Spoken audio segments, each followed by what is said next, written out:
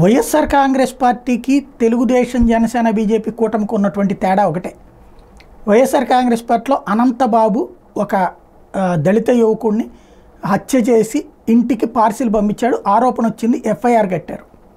But ఆయన suspension చేయలే. తను రకరకాల స్టేట్మెంట్లు ఇవ్వడం, విచారణ ప్రారంభమైన తర్వాత కానీ సస్పెన్షన్ జరగలేదు.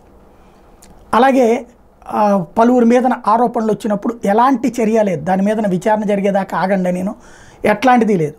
సరే, విజయసాయిరెడ్డి మీదనో లేకపోతే కనుక అవంతి శ్రీనివాస్ మీదనో లేకపోతే అంబటి రాంబాబు మీదనో ఆడియోలు రిలీజ్ అయినాయి తప్పించి దాని వెనకాల ఎవరో కంప్లైంట్ ఇవ్వలేదు కాబట్టి ఓకే. కానీ అతని విషయంలోనైతే చెయ్యాలి కదా, లేదు. అలాగే దువ్వాడది రోడ్డెక్కి ఇద్దరు ఇప్పటికి కూడా తిట్టుకుంటూనే ఉన్నారు.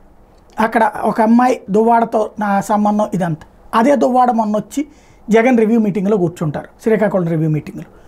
ఇక్కడ ఏమాత్రం పట్టదా అన్నటువంటిది ఉంటుంది. అదే తెలుగుదేశం పార్టీ ఆదిమూలం మీద మొన్న ఆరోపణ వచ్చింది, ఒక అమ్మాయి రేప్ కేసు పెట్టింది, వెంటనే ఏం చేశారు, పార్టీ నుండి సస్పెండ్ చేశారు.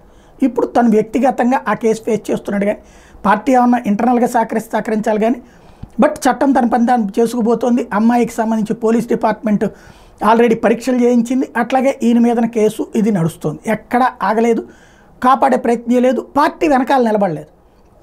అదే సందర్భంలో ఇప్పుడు జానీ మాస్టర్ మీద ఆరోపణ వచ్చింది, వెంటనే జనసేన ఆయన్ని పార్టీ కార్యకలాపాలకు దూరంగా ఉండమంది. అంటే దట్ మీన్స్ సస్పెన్షన్ అన్నమాట.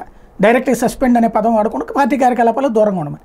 ఇదే మొక్క దువ్వాడ శ్రీనివాస్కి చెప్పాలి కదా, ఇదే మొక్క ఎవరైనా తమ మీద అప్పట్లో ఎవరైతే అనంతబాబుకి చెప్పాలి కదా. ఇక్కడే తేడా. మనం బాధ్యతగా ఉన్నామని మనం ఫీల్ అవ్వడం కాదు, జనం ఫీల్ అవ్వాలి. రెండవది ఇది బాధ్యత అంటే అన్నది గుర్తుపెట్టుకోవాలి.